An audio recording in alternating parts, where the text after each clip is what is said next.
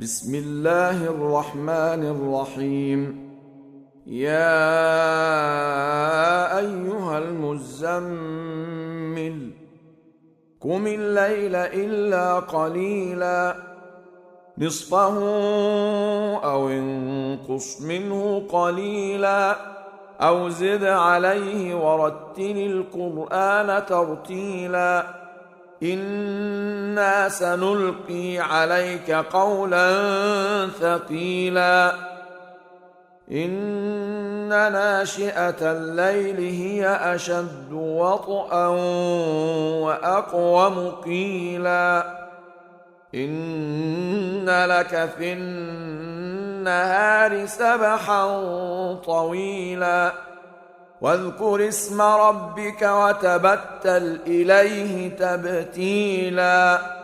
رب المشرق والمغرب لا إله إلا هو فاتخذه وكيلا واصبر على ما يقولون واهجرهم هجرا جميلا وذرني والمكذبين أولي النعمة ومهلهم قليلا إن لدينا أنكالا وجحيما وطعاما ذا غصة وعذابا أليما يوم ترجف الأرض والجبال وكانت الجبال كثيبا مهيلا إنا أرسلنا إليكم رسولا شاهدا عليكم كما أرسلنا إلى فرعون رسولا فعصى فرعون الرسول فأخذناه أخذا وبيلا فكيف تتقون إن كفرتم يوما يجعل الولدان شيبا السماء منفطر به كان وعده مفعولا إن هذه تذكرة فمن شاء اتخذ إلى ربه سبيلا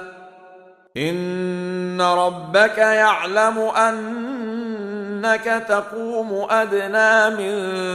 ثلثي الليل ونصفه وثلثه وطائفة